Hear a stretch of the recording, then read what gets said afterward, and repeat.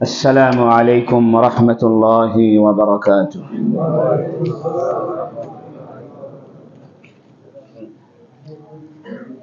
الحمد لله الحمد لله وكفى وسلام على عباده الذين اصطفى. الحمد لله الذي وحده والصلاة والسلام على من لا نبي بعده. وبشانه قال جل وعلا: إن الله وملائكته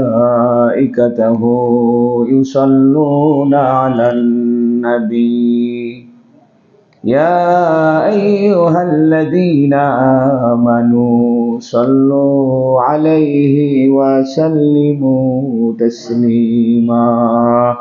اللهم صل على محمد وعلى آل محمد كما صليت على إبراهيم وعلى آل إبراهيم إنك حميد مجيد. اللهم بارك على محمد وعلى آل محمد كما باركت على إبراهيم وعلى آل إبراهيم إنك حميد مجيد. أما بعد فأعوذ بالله من الشيطان الرجيم. بسم الله الرحمن الرحيم. ولنبلونكم بشيء من الخوف والجوع ونقص من الأموال والأنفس والثمرات وبشر الصابرين الذين إذا أصابتهم مصيبة قالوا إنا لله وإنا إليه راجعون. صدق الله العظيم.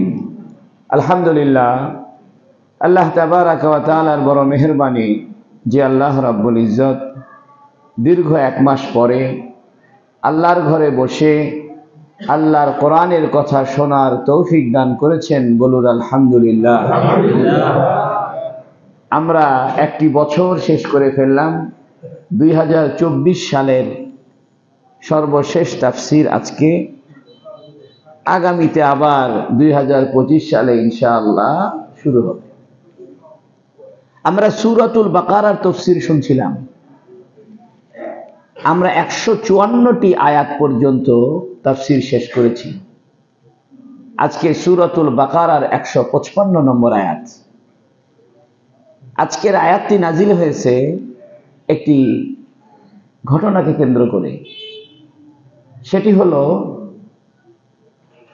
সাহাবায়ে কেরাম যারা মক্কা থেকে মদিনায় হিজরত করে গেলেন, তো মদিনা শরীফে তারা হিজরত করে যাওয়ার পরে এদের শারীরিক বিভিন্ন অসুখ বিসুখ দেখা দিল। কারণ মদিনাতে জ্বর ছিল, মহামারী দেখা দিত। নবী আলাইহিস সালাতু ওয়াস সালাম দোয়ার কারণে, নবীর দোয়ার বরকতে মদিনা থেকে মহামারী চিরদিনের জন্য দূরীভূত হয়ে গেছে। সুবহানাল্লাহ। তো প্রথম যারা হিজরত করে মক্কা শরীফ থেকে মদিনাতে গিয়েছিলেন তাদের শারীরিক সমস্যা দেখা দিল, আর্থিক অনটন দেখা দিল, এবং তাদের কাজ নাই, ফসল নাই, জমি নাই, ব্যবসা নাই, অনেক দিক থেকেই তারা সমস্যায় পড়লেন। কারণ একটা নতুন জায়গায় যাওয়ার পরে সেখানে সেটেল হইতে সমস্যা হয়, আবহাওয়ার সমস্যা, থাকার সমস্যা। যারা মুহাজির ছিলেন, সাহাবায়ে কেরাম মক্কা থেকে মদিনায় হিজরত করে গেলেন, তাদেরকে সান্ত্বনা দেওয়ার জন্য আল্লাহ এই আয়াতটি নাজিল করেছেন। আয়াতটা কি? وَلَنَبْلُوَنَّكُمْ بِشَيْءٍ مِّنَ الْخَوْفِ وَالْجُوعِ وَنَقْصٍ مِّنَ الْأَمْوَالِ وَالْأَنفُسِ وَالثَّمَرَاتِ ওয়ালানাবলুওয়ান্নাকুম, অবশ্যই আমি তোমাদেরকে পরীক্ষা করব, বিশাইইম মিনাল খাউফি, কিছু ভয় দ্বারা, ওয়াল জুই, কিছু ক্ষুধা দ্বারা, খাদ্যের কষ্ট, ওয়া নাকসিম মিনাল আমওয়াল, কিছু সম্পদের ক্ষতি, ওয়াল আনফুস, কিছু জীবনের ক্ষতি, জানের ক্ষতি, ওয়াস সামারাত, এবং ফল ফসলের ক্ষতি। তবে তোমরা যদি ভয়ের দ্বারা যে আমি তোমাদেরকে পরীক্ষা করব, ভয় মানে যুদ্ধের ভয়, কারণ তোমরা মদিনাতে এসছো, কাফেররা তো তোমাদের পিছু ছাড়েনি, তারা সময় পেলেই তোমাদেরকে আক্রমণ করবে, মদিনা আক্রমণ করবে, তোমাদের সঙ্গে বিভিন্ন যুদ্ধ কাফেররা চালিয়ে যাবে। এই জন্য যুদ্ধের একটা ভয় তোমাদের থাকবেই। একটা হলো ক্ষুধার ভয়, তোমাদের পেটের ক্ষুধা, খাবার থাকবে না, সম্পদ বিনষ্ট হয়ে যাবে, এটা যুদ্ধের মাধ্যমে হয়, আবার প্রাকৃতিক দুর্যোগের কারণেও হতে পারে। জানের ভয় হবে, অর্থাৎ রোগ হবে, অসুখ বিসুখ হবে, এবং তোমাদের ফসলের ক্ষতি হবে। এই ধরনের ক্ষতির মাধ্যমে আমি তোমাদেরকে পরীক্ষা করব।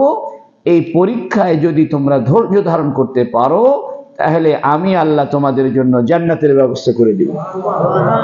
ওয়ালানাবলুওয়ান্নাকুম বিশাইইম মিনাল খাউফ, আমি তোমাদেরকে কিছু ভয়ের দ্বারা পরীক্ষা করব, ওয়াল জু, ক্ষুধার দ্বারা পরীক্ষা করব, ওয়া নাকসিম মিনাল আমওয়াল, সম্পদের ক্ষতি, ওয়াল আনফুস, প্রাণের ক্ষতি, ওয়াস সামারাত, ফসলের ক্ষতি, ওয়া বাশশিরিস সাবিরিন, হে নবী, এই সমস্ত ক্ষতির মুখে যারা পড়বে এবং যারা ধৈর্য ধারণ করবে, আল্লাহ আপনি তাদেরকে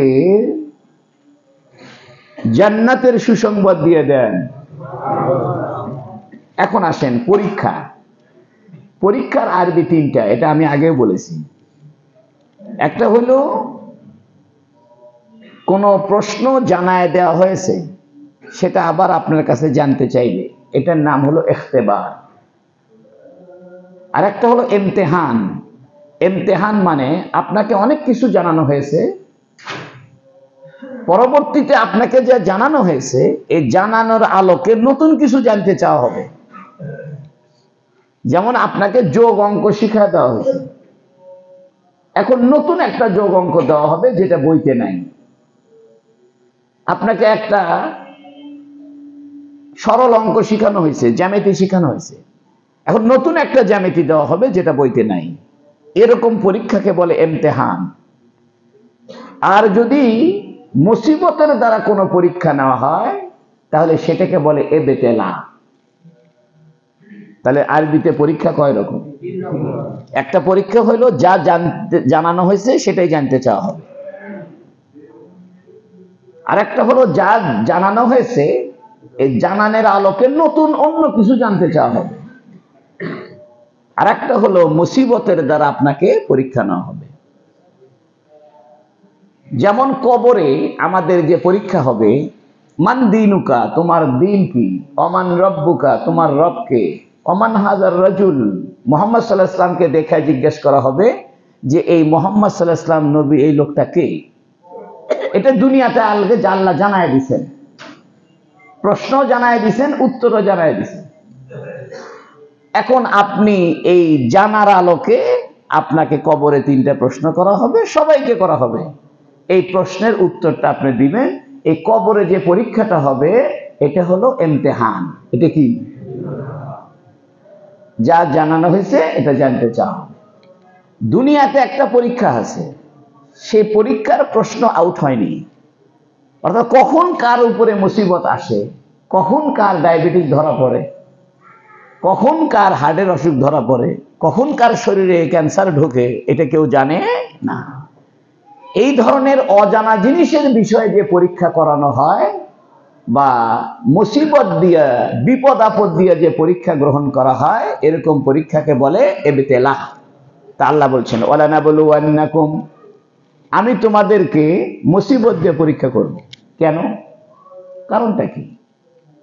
মুফাসসিরিনে কেরাম বলেন, দুনিয়াতে কখন কোন মুসিবত আসে এটা মানুষের জানা নাই। জান্নাতে যাওয়ার পরে আল্লাহ কখন কোন নিয়ামত দিবেন এটাও মানুষের ধারণার বাইরে হবে। সুবহানাল্লাহ।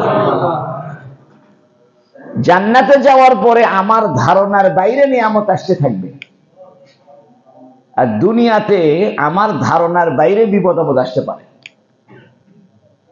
আল্লাহ কবে, দুনিয়াতে তোমার ধারণার বাইরে বিপদ চলে আসছিল, তুমি কোনোদিন মনেই করোনি যে তোমার ঠ্যাং ভেঙে যাবে, তুমি খুব সাবধানে হাঁটো তাও ঠ্যাং ভেঙে গেল। তুমি শরীরে খুব যত্ন নাও, সকালবেলা দৌড়াও, চিনি খাও না, ভাত খাও না, আগের থেকে তুমি সতর্ক, তারপরেও ডায়াবেটিস ঢুকে গেল। তোমার আকাঙ্ক্ষার বাইরে, ইচ্ছার বাইরে, তুমি জানলাও না, আশাও করনি। আল্লাহ করতেছে, দুনিয়াতে এরকম মুসিবত দিছি তো এটা আখেরাতে পোষায় দেব, তোমার জানার বাইরে, ধারণার বাইরে নিয়ামত দিয়ে তোমারে ভরাই দেব। এই জন্য দুনিয়াতে মুসিবতে কি আর ঘাবড়াবেন?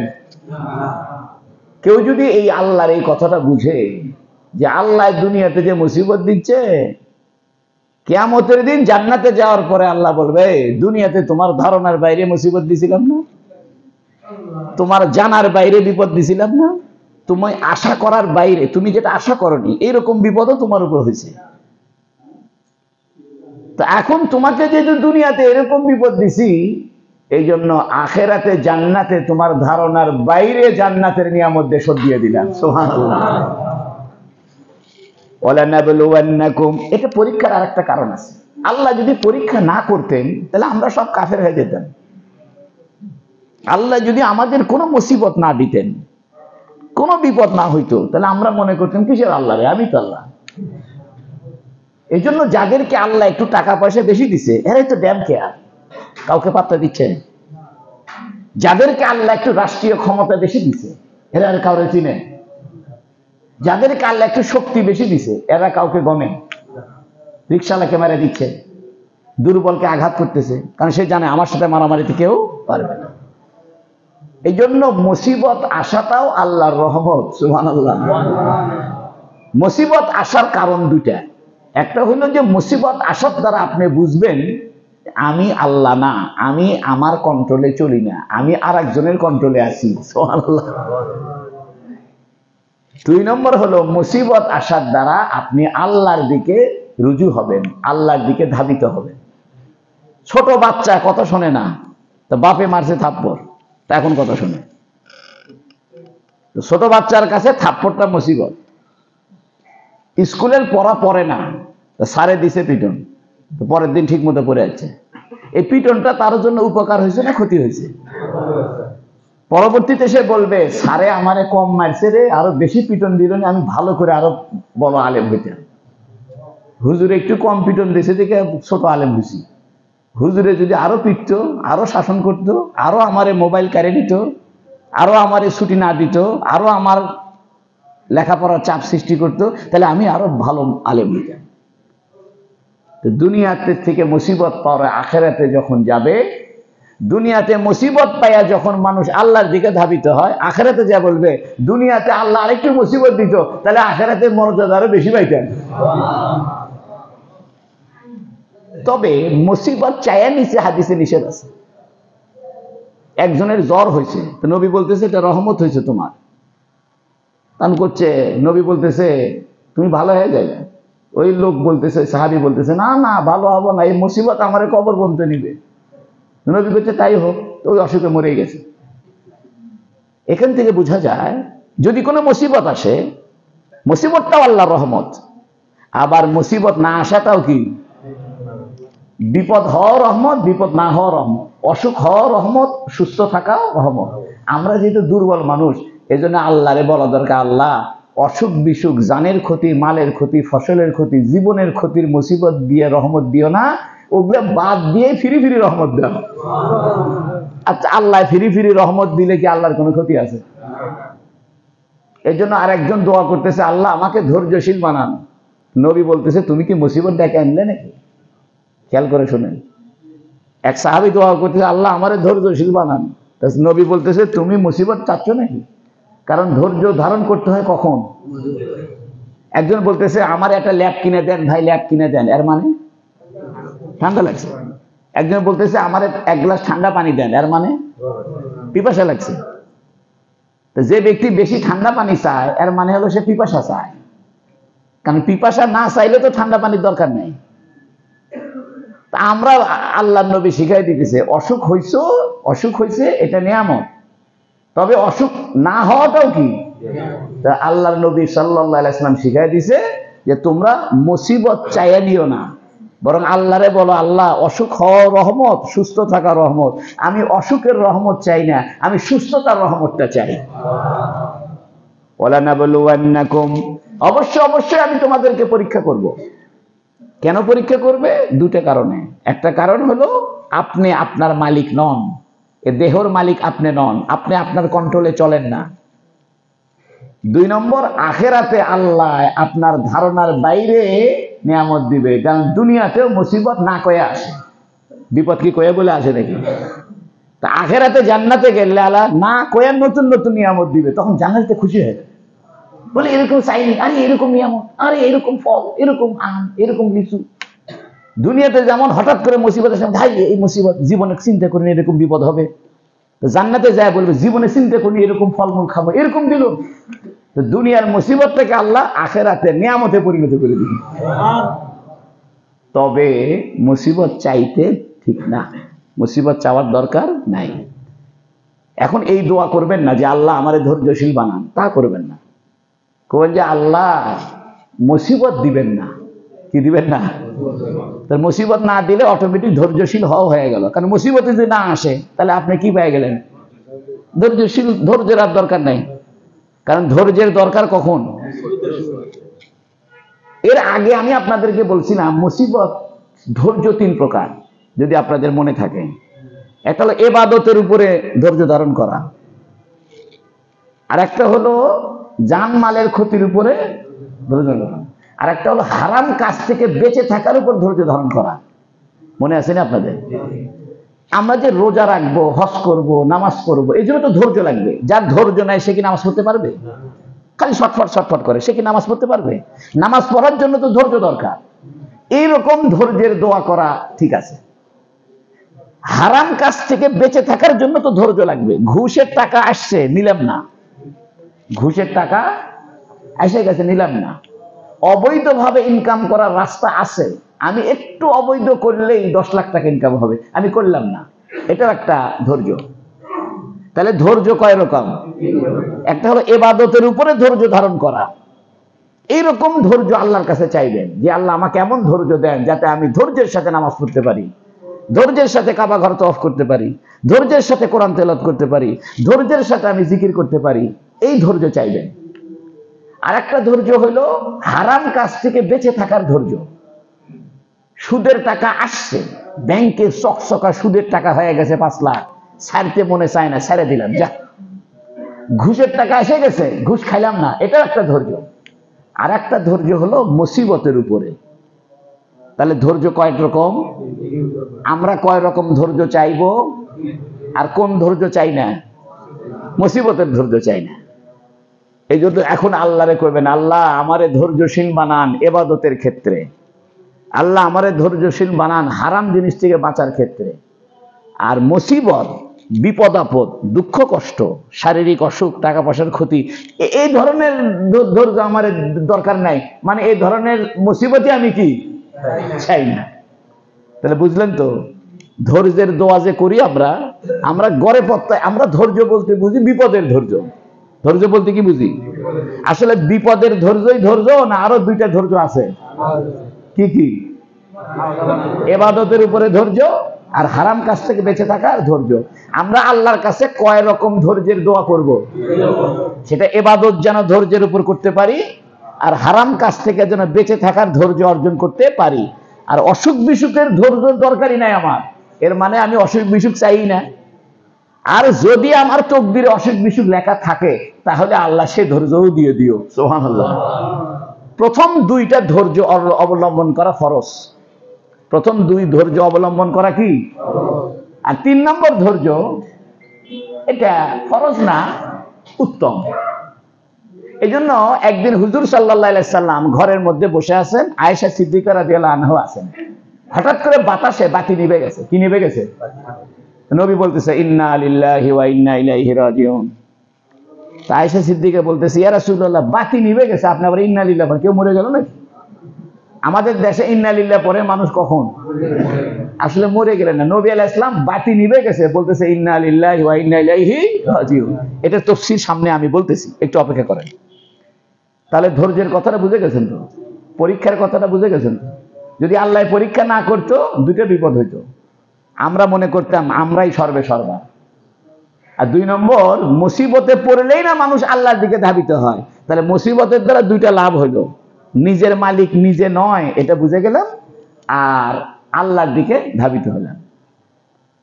3 নম্বরে হলো মুসিবত দুনিয়াতে যেমন না কয়া আসে, আখেরাতে জান্নাতে না কয়া নিয়ামত চলে আসবে।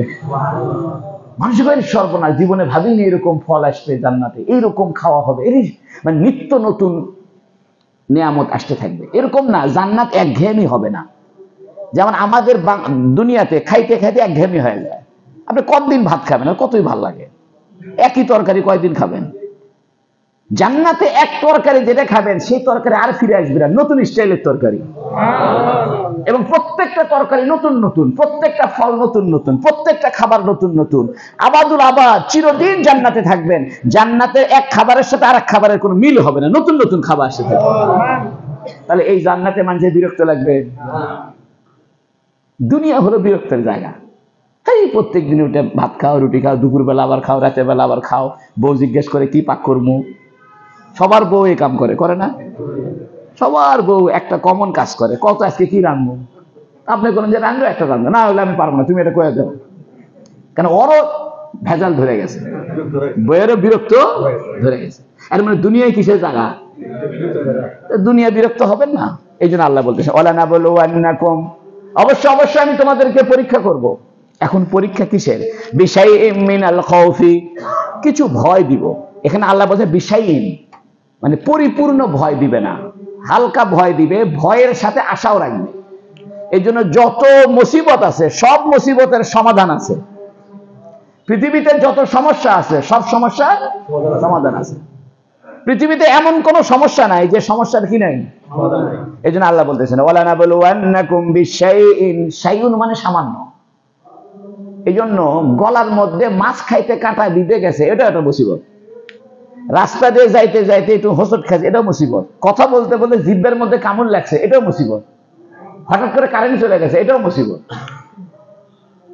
অর্থাৎ সামান্য মানুষ যেটা পছন্দ করে না, যেটা মানুষের অপছন্দ হয়, এটা সব মুসিবত। সব কি? এমনকি যে জামাটা গায়ে দিয়েছেন হঠাৎ করে পাখি পেশাব করে, পাখি পায়খানা করে দিচ্ছে, হেরে। সেই দিন আমি কোথায় গেছি, এক মাহফিলে না কোথায় গেছি, না নামাজ পড়াতে যাচ্ছি, এই নামাজ ঘরের ওখানে গাছের থেকে এক পাখি পায়খানা করে দিচ্ছে। তো পাখির পায়খানা এসে পড়ছে পাগড়ির মাথার উপর, জায়গাটা কালো হয়ে গেল না? এখন আমি কেমনে নামাজ পড়াই? আমি পোষপাসের লোক, ধবধবা কাপড় পরে থাকি। আল্লাহ করছে তোর বেশি পোষপাস হয়ে গেছে, দেরি করে। ওই জন্য পাখিতে দিছে পায়খানা করে। এটাও একটা মুসিবত, কারণ আমি এটা কি চাই না, পছন্দ করি না। আর একদিন নতুন পাঞ্জাবি পরে রিক্সায় উঠছি, নামতে রিক্সার ওই হুটের সাথে যে স্ক্রু ব্যান্ডে রাখছে হঠাৎ করে ছিঁড়ে গেল, তো মনটাই খারাপ হয়ে গেল। একটা নতুন পাঞ্জাবি বানালাম, এটাও একটা কি? মনে রাখবেন প্রত্যেকটা মুসিবতের বিনিময় আল্লাহ দুনিয়াতে দিবে, আখিরাতে দিবে। প্রত্যেকটা মুসিবতের, যদি ধৈর্য ধারণ করতে পারেন। তাই আল্লাহ বলতেছে ওয়ালা নাবলুওয়ান্নাকুম বিশাইইম মিনাল খাউফি, সামান্য কিছু ভয় দিব। এর মানে এমন ভয় দিবে না যে ভয়ের সাথে আশা নাই। এই জন্য পৃথিবীতে একটা মানুষ যত ভয় পায়, ভয়ের কাছাকাছি তার একটা আশাও থাকে।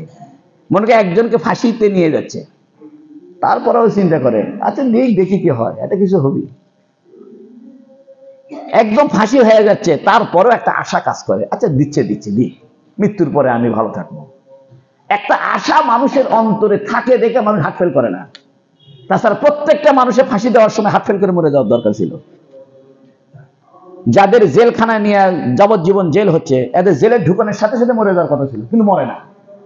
ফাঁসির আসামি কিন্তু মরে যাচ্ছে, গলার মধ্যে দড়ি ঢুকাইছে তাও মরে না। এর মানে ওর ভিতরে হালকা হলেও কি কাজ করতেছে? আশা কাজ করতেছে। এই কথা আল্লাহ আর এক জায়গায় কোরআনে বলছেন, লা তাকনাতু মির রাহমাতিল্লাহ, আমার রহমত থেকে নিরাশ হয়েও না। এই জন্য আত্মহত্যা করা মহাপাপ। আত্মহত্যাকারীর এত বড় পাপ, হাদিসে আছে সে যেন জাহান্নাম, কোরআনে আছে সে জাহান্নামে চলে যাবে। এবং বড় কোন আলেমের দ্বারা তারা জানাজা পড়ানো জায়েজ নেই। সমাজের মুয়াজ্জিন সাহেব, খাদেম সাহেব, যারা তুলনামূলক কম এলেমের হুজুর, এইরকম হুজুরের দ্বারা জানাজা পড়াবে কার? আত্মহত্যাকারী। কারণ আত্মহত্যা সে কেন করছে? তার অন্তরে আল্লাহর প্রতি সামান্য আশাও নাই, এই জন্য তো জীবন শেষ করে দিছে। আর আল্লাহর রাস্তায় জেহাদের মধ্যে যারা জীবন দিছে, আর আল্লাহর উপরে পরিপূর্ণ আশা নিয়ে জান দিছে যে আল্লাহ তোমার রাস্তায় জীবন দেব, জান্নাত, এই জন্য জীবন দিয়ে দিলেন। আত্মহত্যাকারীও জীবন দিছে, আল্লাহর রাস্তায় শহীদও জীবন দিছে। যে আত্মহত্যা করে জীবন দিছে তার অন্তরে আল্লাহর প্রতি কোনো রহমতের আশা নাই তার, এই জন্য তো আত্মহত্যা করছে। আর যে নাকি আল্লাহর রাস্তায় জেহাদে যা জীবন দিছে তার 100% আশা যে আমি মরে গেলেই কোথায় যাব। ওয়ালানাবলুওয়ান্নাকুম বিশাইইম মিনাল খাউফি, আমি তোমাদেরকে ভয়, সামান্য কিছু ভয় দিয়ে পরীক্ষা করবে। ভয়টা কি? যুদ্ধের ভয়। কিসের ভয়? শত্রুর ভয়। এই ভয়টা ব্যাপক অর্থে সবকিছুর ভয়, সাপের ভয়, ভূতের ভয়, জিনের ভয়। রাতের বেলা শুয়ে আছেন, খস করে টিনের উপর আওয়াজ হয়েছে, ভয় লাগছে, হ্যাঁ সর্বনা কি রে কি হলো, এটাও একটা মুসিবত। এই মুসিবতে ধৈর্য ধারণ করলে আল্লাহ তারে দুনিয়াতে উত্তম বদলা দিবে, আখিরাতে জান্নাত দিবে। ওয়াল জু, ক্ষুধা। এই ক্ষুধার যে পরীক্ষা, এটার মেইন পরীক্ষা হলো রোজা। রোজার মধ্যে কি লাগে? খিদা লাগে। এই রমজান মাস এবং রমজানের বাইরেও যে আমরা রোজা রাখি, এই রোজা রাখার দ্বারা আল্লাহ খিদার দ্বারা আমাদেরকে পরীক্ষা দিচ্ছে। আবার অনেক সময় দেখা যায় খাইতে মনে চায়, ডাক্তার নিষেধ করেছে, সেটাও একটা পরীক্ষা। ডায়াবেটিসের রোগীর মিষ্টি খাওয়ার জন্য জান চলে গেছে, কিন্তু ডায়াবেটিস উঠছে 16। এখন সে চিন্তা করছে, না রে ডায়াবেটিস উঠছে, আমি আর মিষ্টি খাবো না। খাইতে কিন্তু মনে চায়, তাও খাওয়া নিষেধ। আল্লাহ এটা পরীক্ষা ফলাইছে।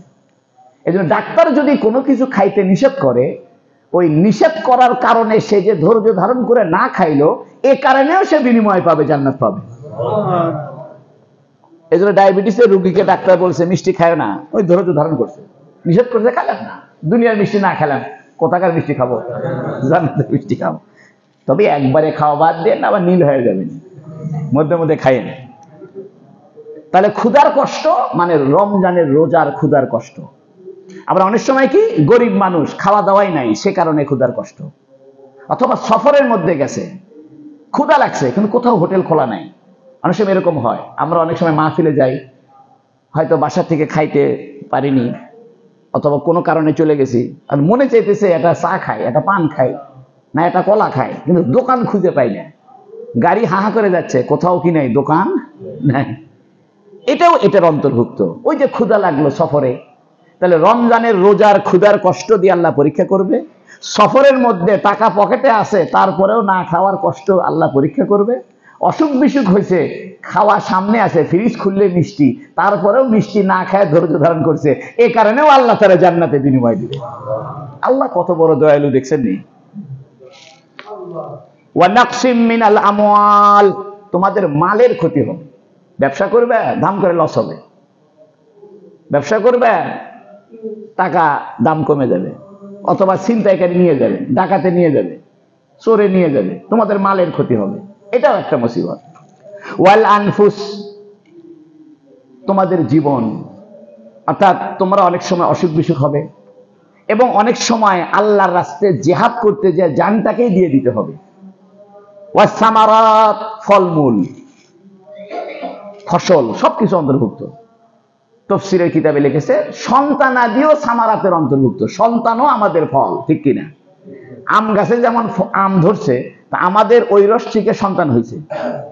তাহলে সন্তানের উপরে মুসিবত আসলে এই মুসিবতের সোয়াবটা বাপেও পাবে। সুবহানাল্লাহ। বাচ্চার জ্বর হয়েছে, তো বাপে কষ্ট পায় না? সন্তান যদি অসুস্থ হয়, বাপ মা কি ভালো লাগে? কই তো তোমাদের সন্তানও যদি মুসিবতে পড়ে, অসুস্থ হয়, আর সে সময় তুমি বাপ মা হিসেবে যে ধৈর্য ধারণ করো, এর বিনিময়ে আমি তোমারে দিয়ে দিব। ওয়াবাশশিরিস সাবিরিন, ধৈর্য ধারণকারীদেরকে সুসংবাদ দাও।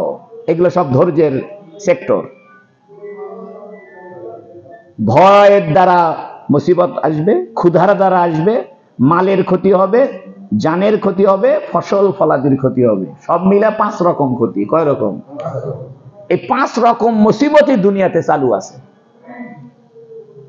হযরত মাওলানা আশরাফ আলী থানভী রহমাতুল্লাহ আলাইহি বয়ানুল কোরআনের ভিতরে একটা সুন্দর কথা বলছেন, যে দুনিয়াতে আল্লাহকে পাওয়ার জন্য কিছু মুজাহাদা করতে হয়, ঠিক না? অর্থাৎ আল্লাহকে পাওয়ার জন্য কিছু পরিশ্রম করতে হয়, মুজাহাদা করতে হয়। আপনি আল্লাহর ওলি হতে চাইতেছেন, কম খাওয়া লাগবে, মানুষের সাথে কম ঘোরাঘুরি করা লাগবে। বেশি আল্লাহর ওলি হতে চাইতেছেন, আপনাকে ঘরের মধ্যে বেশিরভাগ বন্দি থাকতে হবে, তাহলে না আপনি আল্লাহর ওলি হবেন। মনে চাচ্ছে চলে গেলেন চা খাচ্ছেন, মনে চাইলেন সুন্দরবন চলে গেলেন, মনে চাইলেন কক্সবাজার চলে গেলেন, তাহলে আপনার আল্লাহর ওলি হবে? আল্লাহর ওলি হওয়ার জন্য নিজেকে সংযত করতে হবে, সংযম পালন করতে হবে। সংযম 2 রকম, একটা হলো নিজের পক্ষ থেকে, আর একটা হলো অপরের পক্ষ থেকে। মনে করেন আপনি ইচ্ছা করে না খায় আছেন, এটা একটা সংযম পালন করতেছেন। আর একটা হলো অসুখের কারণে ডাক্তার খাইতে মানা করছে, ওটা অপারক, আপনাকে করাই লাগবে। আল্লাহ মুসিবত দিয়ে একটা উপকার করছে, সেটা হলো মানুষের ইচ্ছা সত্ত্বেও আল্লাহ মানুষকে মুজাহাদা করার ট্রেনিং শিখায় দেয় মুসিবতের দ্বারা। সুবহানাল্লাহ। মনে করেন আপনি যদি আল্লাহর ওলি হতে চান, তাহলে আপনাকে ঘুম কমাইতে হবে, খাওয়া কমাইতে হবে, তাই না? এখন আল্লাহ আপনার অসুখই দিছে, ঘুম কম হয়। অসুখে কি দিছে? আপনি চিন্তা, ঘুম যেহেতু কমই হয়, তাহলে আর বসে শুয়ে থেকে লাভ কি? তাহাজ্জুদ পড়ি। সুবহানাল্লাহ। আর একজনের ঘুম বেশি, ওই ঘুম চোখে চোখ ডুলতে ডুলতে আল্লাহু আকবার করেছে, এটা তুমি কষ্ট করে অর্জন করছে। আর একজনের ঘুমই আসে না, এটা ওর অসুখ। তাহলে ঘুম না আসার অসুখ যে মুসিবত, এটাও একটা রহমত, যেন সে আল্লাহর পথে মুজাহাদা করতে পারে। কথা বুঝছেন নি? আল্লাহর ওলি হওয়ার জন্য আল্লাহর পথের পথিক হলে কম খাইতে হয়, কারণ বেশি খাইলে পরে নফস মোটা হয়ে যায়। এখন আল্লাহ আপনারা এমন এক অসুখ দিছে, সে অসুখে আপনার খাওয়াই লাগে কম, তার আপনার সুবিধা হয়ে গেল না?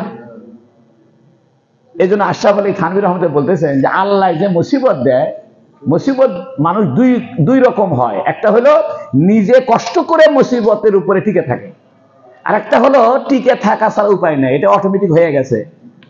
তা আল্লাহ যদি কারো ঘুম কম হওয়ার মুসিবত দেয়, তাহলে তার জন্য সুবিধা হলো, ঘুম তো আসেই না, মিশে গল্পের বই পড়ে লাভ কি, মোবাইল টিপে লাভ কি, তাহাজ্জুদ পড়। আর একজনের ঘুমে টলে যাচ্ছে, ওই তো ঘুমে পড়ছেই। তাহলে আল্লাহ যদি কারো ক্ষুধার কষ্ট দেয়, ঘুমের কষ্ট দেয়, টাকা পয়সার কষ্ট দেয়, এই কষ্টের মাধ্যমে সে মুজাহাদা করে, সংযম করে, পরিশ্রম করে আল্লাহ পাওয়া তার জন্য সহজ হয়ে যায়। এখন আল্লাহ বলতেছেন ধৈর্য ধারণকারী কারা? আল্লাযীনা ইযা আসাবাতহুম মুসিবাহ, ওই সমস্ত লোকেরা ধৈর্য ধারণকারী যাদের উপরে মুসিবত যখন আসে। মুসিবত মানে হলো, আমি বলছি আগে, সব আসিবু, মুসিবত মানে কিছু নিজের উপরে চলে আসা। আল্লাহ বলতেছেন ধৈর্য ধারণকারী কারা? আল্লাযীনা ইযা আসাবাতহুম মুসিবাহ, ধৈর্য ধারণকারী হলো ওই লোকেরা যখন তাদের উপরে কোনো মুসিবত আসে, বিপদ আসে, ক্বালু, তারা বলে, ইন্না লিল্লাহ, আমরা সবাই আল্লাহর জন্য, ওয়া ইন্না ইলাইহি রাজিউন, এবং আমরা আবার আল্লাহর দিকে ফিরে যাব। সুবহানাল্লাহ। এই আয়াত নাজিল হওয়ার আগে নবী আলাইহিস সালামের ঘরে একদিন আলগাবাতি নিভে গেছে। আলগাবাতি বুঝেন না? কি কয়? ল্যাম্পো নিভে গেছে বাতাসে। নবী বলতেছে ইন্না লিল্লাহি ওয়া ইন্না ইলাইহি রাজিউন। তা আয়েশা সিদ্দিকা রাদিয়াল্লাহু আনহা বলতেছে, ইয়া রাসূলুল্লাহ, এটা তো মুসিবতের সময় মানুষ পাঠ করে, কেউ মারা গেলে মানুষ পড়ে, আপনি দেখি এই বাতি নিভে গেল ইন্না লিল্লাহি ওয়া ইন্না ইলাইহি রাজিউন পড়লেন। নবী বললেন, হাদিহি আইদান মুসিবা, এটাও একটা মুসিবত। দেখেন এই মুসিবতের এই আয়াতটা ইন্না লিল্লাহি ওয়া ইন্না ইলাইহি রাজিউন, এটা কি মরা মানুষের সাথে সম্পর্ক না যে কোনো মুসিবতে? আয়াতের অর্থ কি? ইন্না লিল্লাহ, আমরা সবাই কার? এটার 2টা অর্থ। একটা অর্থ আমরা সবাই আল্লাহর জন্য, মানে আল্লাহ যা করবে তাতেই রাজি আমরা। 2 নম্বর, যা কিছু দুনিয়াতে আল্লাহ দিছে এগুলো দিছে কে? তাহলে সব কিছু দিছে আল্লাহ, আমিও আল্লাহর জন্য। তাহলে আল্লাহর জিনিস যদি আল্লাহ কারে নেয়, আমার সমস্যা কি? মনে করেন পকেটের থেকে টাকা হারায় গেছে, দুঃখ করার কিছু নেই। টাকা কি আপনার? হঠাৎ করে শরীরে জ্বর আসছে, ডায়াবেটিস ধরা পড়ছে, মাজার মধ্যে ব্যথা হচ্ছে, আরে দুঃখ করার কি আছে? মাজা কি আপনার? আপনি মাজা বানাইছেন, হাড্ডি আপনি বানাইছেন, ওই হাড্ডির মধ্যে থেকে জেল সরে গেছে। কি হয়ে গেছে? জেল আপনি বানাইছেন না আল্লাহ বানাইছেন? তা আপনার টেনশন কি? আল্লাহর জিনিস আল্লাহ ছড়াই দিছে, সমস্যা তো নাই। ইন্না লিল্লাহ, আমরা সবাই কার? ওয়া ইন্না ইলাইহি রাজিউন, এবং অবশ্যই আমরা আল্লাহর দিকেই ফিরে যাব। আচ্ছা, বিপদ আসলে পরে কেউ যদি এই কথাটা মনে মনে চিন্তা করে যে সবকিছু আল্লাহ, আমাকে আল্লাহর কাছে যেতে হবে, তাহলে কোনো মুসিবত তার জন্য আর কষ্টকর হবে? কোনো বিপদ তার জন্য কষ্টকর হবে? যত বড় বিপদ আসুক, সে যদি চিন্তা করে এই বিপদ দিছে কে? জিনিস কার? আমি কার? যাবো কার কাছে? আমার সমস্যা কি? এখন ওলামায়ে কেরাম বলতেছেন, ইন্না লিল্লাহি ওয়া ইন্না ইলাইহি রাজিউন পাঠ করার 3 শ্রেণী আছে, 3টা স্টেপ আছে। কয়টা স্টেপ? আপনাদের কষ্ট হচ্ছে না তো? প্রথম শ্রেণী হলো যারা দিলের মধ্যে অর্থ অনুভব করে, অন্তরে বিশ্বাস করে, অন্তরে অর্থটা জাগ্রত রাখছে যে সবকিছু কার? আমরা যাবো কার কাছে? এই কথা অন্তরেও আছে, মুখেও উচ্চারণ করে। এই লোকটা হলো সবচেয়ে বড় ধৈর্যশীল। আর এক লোকে আছে, অন্তরে আছে, মুখে বলে না, এ হলো 2 নম্বর ধৈর্যশীল। আর একটা হলো অন্তরে নাই, খালি মুখে মুখে কয় ইন্না লিল্লাহি ওয়া ইন্না ইলাইহি রাজিউন, এই হলো 3 নম্বর ধৈর্যশীল। এখন দুনিয়াতে মানুষ যে মরে যাচ্ছে, মরার পরে আমরা সবাই কি বলি? এই কথা কি আমার মনে হয় যে আমিও একদিন মরে যাব? তাহলে আমরা কয় নম্বর ধৈর্যশীল আছি?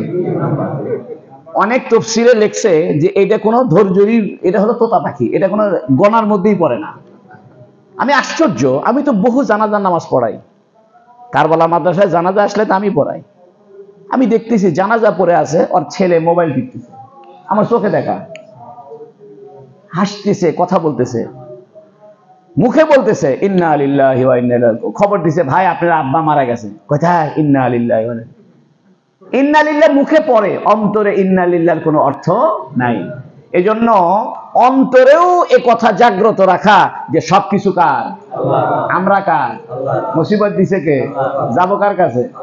এই কথাটা অন্তরে জাগ্রত রাখা, মুখে ইন্না লিল্লাহি ওয়া ইন্না ইলাইহি রাজিউন পড়ার তৌফিক আল্লাহ দান করে আমাদেরকে প্রথম শ্রেণীর ধৈর্যশীল হওয়ার তৌফিক দান করে, বলেন আমিন। উলাইকা আলাইহিম সালাওয়াতুম মির রাব্বিহিম ওয়া রাহমাহ। দেখেন আল্লাহ কি বলতেছে, উলাইকা আলাইহিম, যারা এরকম ধৈর্যশীল হবে, মুসিবতে ইন্না লিল্লাহি ওয়া ইন্না ইলাইহি রাজিউন পড়বে। কিতাবে লিখছে যে কোনো মুসিবতে মানুষ যদি ইন্না লিল্লাহি ওয়া ইন্না ইলাইহি রাজিউন পাঠ করে, আল্লাহ পাক তার মুসিবত দূর করে রহমতের দ্বারা পাল্টায় দিবে। মনে করেন আপনার টাকা হারিয়ে গেছে 500, আপনি ইন্না লিল্লাহি ওয়া ইন্না ইলাইহি রাজিউন, মনে কোনো দুঃখ নাই, কারণ টাকা দিছে কে? আমি যাবো কার কাছে? আপনি ইন্না লিল্লাহি পড়েন, এই 500 টাকার বিনিময়ে 5000 টাকা ফিরে পাবেন। আর যদি 500 টাকা হারিয়ে যাওয়ার পরে হাউ খাউ করেন, হায় রে সর্বনাশ, টাকাটা হারিয়ে গেল, ইস টাকাটা হারিয়ে গেল, কলজে ছিঁড়ে যাচ্ছে রে, টাকাটা হারিয়ে গেল, কলজে ছিঁড়ে যাচ্ছে, তাহলে আপনার টাকা আরো ক্ষতি হবে।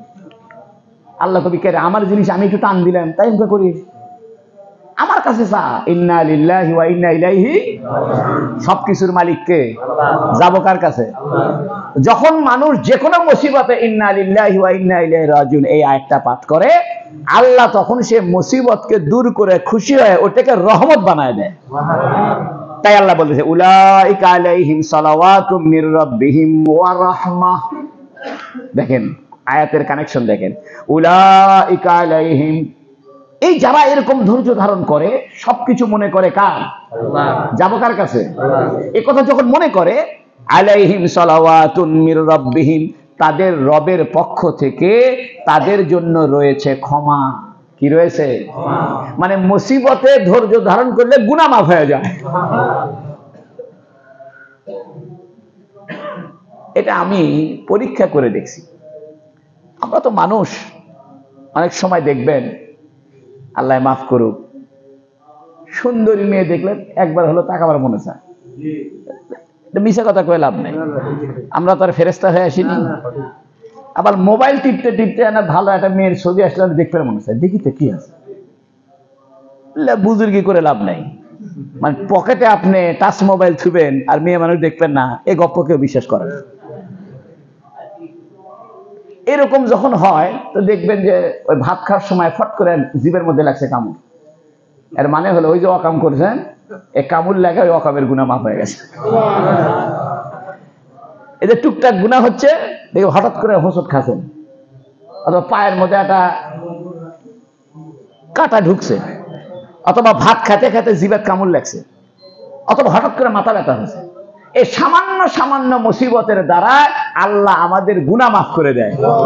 তাই বলতেছে উলাইকা আলাইহিম সালাওয়াতুম মির রাব্বিহিম, এই লোকেরাই তো তারা যারা ধৈর্য ধারণ করে, তারা তাদের রবের পক্ষ থেকে ক্ষমা পাবে, দুনিয়াতেও গুনাহ মাফ হবে, আখিরাতেও ক্ষমা পাবে। আর কি পাবে? ওয়া রাহমা, দয়া পাবে, দয়া রহমত পাবে। সুবহানাল্লাহ। তাহলে মুসিবতের লাভ কয়টা? দুটা। একটা হলো গুনাহ মাফ হয়, আর একটা হলো আল্লাহর রহমত আসে। তবে খবরদার, কয় নম্বর মুসিবত চাইবেন না। ধৈর্য কয় প্রকার? 3 প্রকার। দুই প্রকারের ধৈর্য চাইবেন, যে ইবাদতের প্রতি ধৈর্য দাও, হারাম কাজ থেকে বাঁচার ধৈর্য দাও, আর অসুখ বিসুখ করে ধৈর্য দাও, এটা করবেন না। কারণ অসুখ বিসুখ করে ধৈর্য দাও মানে হলো আপনি অসুখ চাচ্ছেন, কারণ অসুখ না হলে ধৈর্য কেমনে হবে আপনি? এই জন্য আল্লাহ করবেন, আল্লাহ অসুখ বিসুখের ধৈর্য আমি চাই না, অসুখ বিসুখে চাই না। কথা বুঝছেন? কথা। ওয়াউলাইকা হুমুল মুহতাদুন, আর এরাই হলো সঠিক পথ প্রাপ্ত। সুবহানাল্লাহ। আরে যে লোক মুসিবতে ধৈর্য ধারণ করছে, কেন? জিনিস কার? মুসিবত দিছে কে? যাবো কার কাছে? এই লোকই তো হেদায়েতের উপর আছে।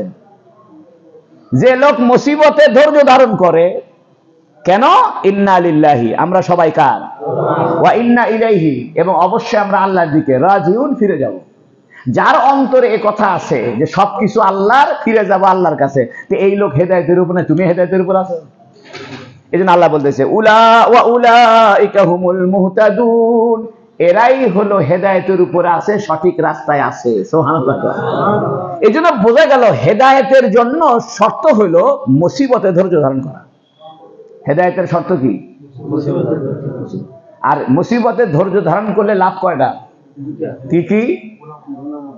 গুনাহ মাফ আর রহমত। এখন আল্লাহ একটা নতুন কথা বলতেছে, আপনাদের কষ্ট হচ্ছে না তো? ইন্নাস সাফা ওয়াল মারওয়াতা মিন শাআইরিল্লাহ, সাফা এবং মারওয়া পাহাড় এটা আল্লাহর নিদর্শন। ওই যে হজ করতে গেলে আমরা সাফা মারওয়া পাহাড়ে দৌড়াই না, সেটা বলতেছে। ইন্নাস সাফা ওয়াল মারওয়াতা মিন শাআইরিল্লাহ, অবশ্যই সাফা পাহাড় এবং মারওয়া পাহাড় এটা আল্লাহর নিদর্শন।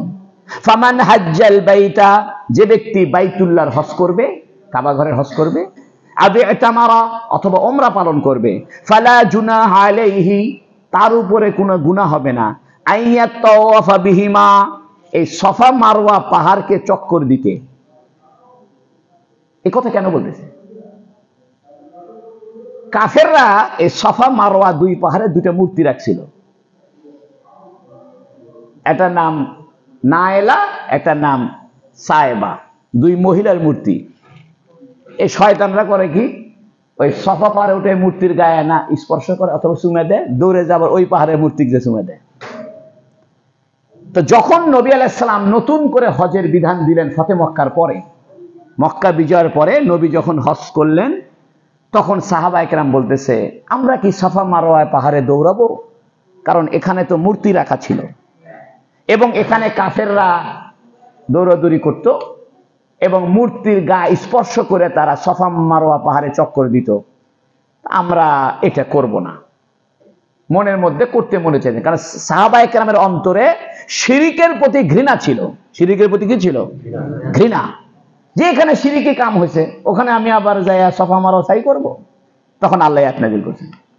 আল্লাহ বলে দিচ্ছে, শোনো, সাফা মারওয়া পাহাড়ের তো দোষ নাই, দোষ হলো মূর্তি। মুহাম্মদ সাল্লাল্লাহু আলাইহি ওয়াসাল্লাম মূর্তি তো ভেঙে সাফ করেছে, এখন দৌড়াইলে কোনো সমস্যা নাই। এখান থেকে কয়েকটা কথা বাইর হয়েছে, মনোযোগ দিয়ে শোনেন। প্রথম কথা হলো, ধৈর্যের সাথে সফা মারোয়া পাহাড়ের কি কানেকশন? আল্লাহ আলোচনা করতেছে কিসের? ধৈর্যের, মুসিবতের ধৈর্যের। সেখানে ফট করে সফা মারোয়া পাহাড়। মুফাসসিরে কেরাম বলেন, পৃথিবীতে সবচেয়ে ধৈর্যের পরিচয় দিছে হযরতে হাজেরা আর ইসমাইল। সুবহানাল্লাহ। পৃথিবীতে যদি সমস্ত মানুষের ধৈর্য এক পাল্লা রাখা হয়, আর হাজেরা আলাইহিস সালাম আর ইসমাইল আলাইহিস সালামের ধৈর্য এক পাল্লা রাখা হয়, এদেরটা ভারী হবে। হাজেরা আলাইহিস সালাম স্বামী নাই, ছোট বাচ্চাকে নিয়ে এক পাহাড়ি এলাকায় বসবাস শুরু করছে। ইব্রাহিম তো তাকে রেখে চলে গেছে, কোনো খাওয়া দাওয়া নাই, কোনো পানি নাই, কিচ্ছু নাই। ইব্রাহিম আলাইহিস সালাম যখন হাজেরা আলাইহিস সালামকে রেখে যায়, দুধের বাচ্চা ইসমাইল সহ 3 দিনের খেজুর ছিল, 3 দিনের পানি ছিল। 3 দিন পরে খেজুরের শেষ, পানিও শেষ। এখন এই মহিলা আল্লাহর প্রতি নারাজ হয়নি, প্রচন্ড ধৈর্য ধারণ করছে। ছোট বাচ্চাকে পানি খাওয়ানোর জন্য দৌড়ে পাহাড়ে উঠছে, দেখি কোনো কাফেলা দেখা যায় কিনা, কারো কাছে কোনো পানি পাই কিনা, দেখে পানি নাই। দৌড়ে মারোয়া পাহাড়ে উঠছে, দেখি কোনো কাফেলা পাওয়া যায় কিনা, কারো কাছে পানি যায় কিনা, পানি নাই। আবার দৌড়ে সফাতে আসছে, পানি নাই। একবার না, দুইবার না, 7 বার দৌড়াইছে, পানি পায় না, পানি পায় না। মনের দুঃখে ধৈর্য ধারণ করে নিচে নেমে আসছে। এসে দেখে ইসমাইল আলাইহিস সালাম চিত হয়ে শুয়ে আছেন, আর ইসমাইলের পায়ের গোড়ালি যেখানে বাড়ি কাচ্ছে, লাফালাফি করতেছে, ওইখান থেকে পাথর ফেটে ঝরঝর করে পানি বের হচ্ছে। হাজেরা আয়েশা বলে, জমজম। জমজম মানে থামো থামো, এটা সুরিয়ানি ভাষা। আমরা বলি না থামো থামো, তো জমজম মানে থামো থামো। এমন পানি বের হয়েছে, পানি খালি ছিটে পড়ে যাচ্ছে চতুর্দিকে। হাজেরা বলতেছে, জমজম থামো থামো থামো করছে, আর এই পাথর দিয়ে বালু দিয়ে ঘেরাও করে দিচ্ছে। ওই যে কুয়াটা আরম্ভ হয়েছে, আজও পর্যন্ত কুয়া 1 সেকেন্ডের জন্য কুয়ার পানি ওঠা বন্ধ হয়নি। বেটায় ধৈর্য ধারণ করছে, বেটার পায়ের আঘাতে আল্লাহ বানিয়ে দিয়েছে জমজমের পানি।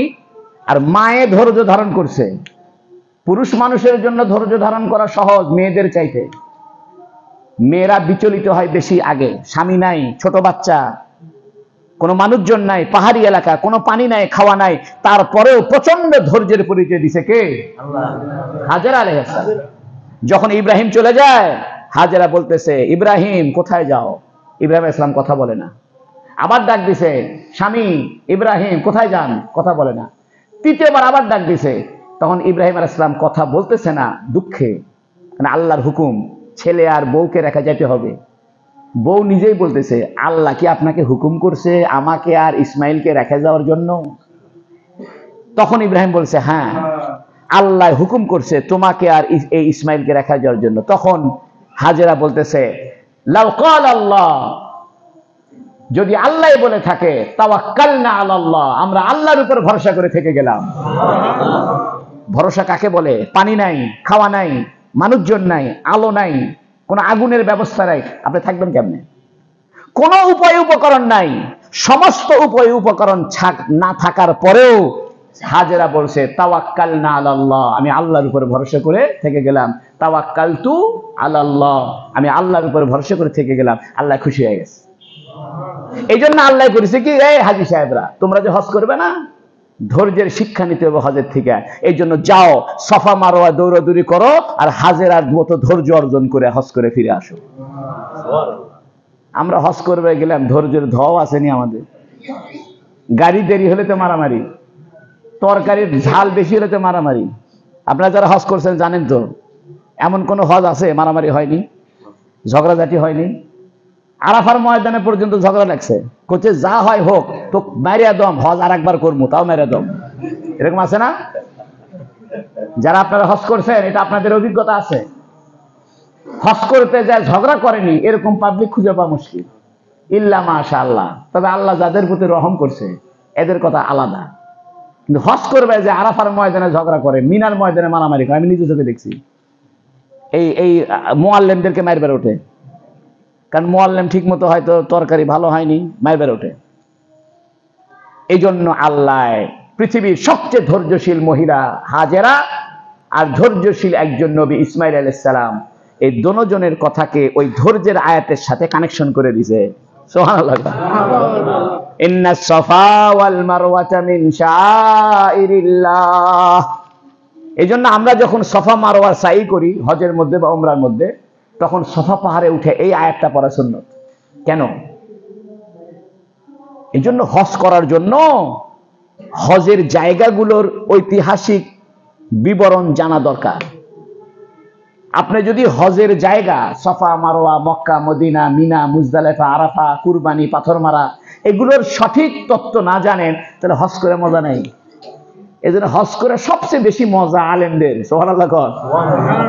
এই জন্য মৌলবীরা তো একবার হজের গেলে আর থাকতে পারে না, টাকা ধার করে হোক, যেমনে হোক, জায়গা বেছে হলে চলে যাবে। ইমাম আবু হানিফা রাহমাতুল্লাহ আলাইহি হজ করার আগে জিজ্ঞেস করছে, সবচেয়ে ভালো ইবাদত কোনটা লাগে আপনার কাছে, মজার ইবাদত? কয় নামাজ। পরে যেই না হজ করছে, কইছে আপনার কাছে কোন ইবাদত সবচেয়ে মজা লাগে? কয় হজ। আদম আলাইহিস সালাম প্রায় 40 বার হজ করছে, ইব্রাহিম আলাইহিস সালাম হযরত আবু হানিফা 56 বার হজ করছে। আমার ওস্তাদ যিনি পটিয়া মাদ্রাসার প্রতিষ্ঠাতা, উনিও 60 বার হজ করছে। কয়বার? বাড়ির কাছে মনে করলেন আপনি, মৌলবী মানুষ, কয়বার হজ করছে? আল্লাহ আমাদের সবাইকে বারবার হজ করার তৌফিক দান করুন। কারণ ওই যে হজের মজা বুঝে গেছে, যে ওর কাছে দুনিয়াদারি কিচ্ছু না, হজই মেইন।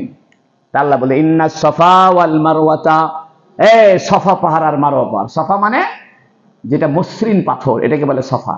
আর মারওয়া মানে যেটা সাদা পাথর। সফার একটা কারণ আছে, বলা হয় যে আদম আলাইহিস সালাম এই পাহাড়ের উপরে বসে থাকতেন, এই জন্য নাম হয়েছে সফা। কারণ আদমের এক নাম সফিউল্লাহ। সুবহানাল্লাহ। আদামু লা ইলাহা ইল্লাল্লাহ, আদামু, শুনছেন নি আপনারা?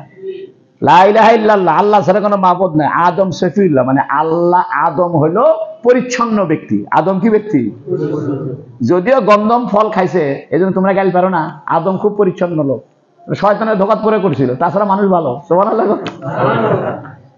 আদমকে যে ফল খাওয়াইছে আল্লাহ, এটা বুঝানোর জন্য যে তুমি আমার রহমত ছাড়া গুনাহ থেকে বাঁচতে পারবে না, আর তোমার সোলপলের মধ্যে কিছু গুনাহ টুনা করবি। তুমি বাপ হয়ে যদি একটা গুনাহ না করো, তাহলে তো হয় না। এটা একটা ভিন্ন কারণ, সেটা আজকের আলোচনা না। তা আদম আলাইহিস সালাম ওই পাহাড়ে যা বসে থাকতেন, এই জন্য পাহাড়ের নাম হয়েছে কি? সফা। কারণ আদমের এক নাম হলো সফিউল্লাহ, আর আদমের স্ত্রীর নাম হাওয়া। স্ত্রীকে আরবিতে বলে ইমরাতুন। স্ত্রীকে কি বলে আরবিতে? মহিলাকে বলে ইমরাতুন। তো ইমরাউন থেকে মারাতুন, ওই হাওয়া আবার ওই পাহাড়ে বসে থাকতো। সুবহানাল্লাহ। তাহলে এক পাহাড়ে আদম থাকছে, বসে থাকতো, আর এক পাহাড়ে মাঝে মাঝে কে যা বসে থাকতো। এই জন্য এই দুই পাহাড়ের নাম হয়েছে, একটার নাম সফা, একটার নাম মারওয়া। আদমের নাম সফিউল্লাহ, সেই হিসেবে সফা, আর মারওয়া পাহাড়ে ইমরাতুন, অর্থাৎ আদমের স্ত্রী ইমরাতুন, সে বসতো, এই জন্য এটার নাম হচ্ছে মারওয়া। সফা পাহাড় পরিষ্কার, প্রত্যেকটা পাহাড়ে ধুলাবালি থাকে, কিন্তু এই সফা পাহাড়ের পাথরটা একদম শক্ত জমানো, কোনো ধুলাবালি নাই, সবসময় বাতাসে পাথর ধুলাবালি উড়ে চকচক করে। আর ওই মারওয়াটা হলো সাদা। তাহলে কি হলো? তুমি যদি ধৈর্য ধারণ করো, আল্লাহ তোমার গুনাহ মাফ করবে। যেমন সফা পাহাড় চকচকা ধুলাবালি পরিষ্কার, অন্তরটা সাদা বানাই দিবে, যেমন মারওয়া পাহাড়টা সাদা। ইন্না সফা ওয়াল মারওয়াতা, এগুলো চিন্তা করে যদি আপনি সফা মারওয়াতে দৌড়ান, কেমন মজা লাগবে আপনি বলেন তো দেখি। তো মনে হবে খালি এটা বসেই থাকি, দাঁড়িয়েই থাকি, ঠিক কিনা? আল্লাহ আপনাদের সবাইকে এই বুঝগুলো দান করুক, বলেন আমিন। ইন্নাস সাফা ওয়াল মারওয়াতা মিন শাআইরিল্লাহ। হ্যাঁ দুনিয়ার মানুষ শোনো, সাফা আর মারওয়া পাহাড় এটা আল্লাহর নিদর্শন। শাআইর কাকে বলে? শাআরুন মানে চুল, শাআরুন মানে, আর শেরুন মানে কবিতা। শিনের উপরে যদি জবর দেন, শিন আইন জবর শা, রা দুই পেশ রুন, শাআরুন, এর মানে হলো চুল। আর শিরের নিচে যদি জের দেন, শিন আইন জের শি, রা দুই পেশ, শেরুন মানে কবিতা।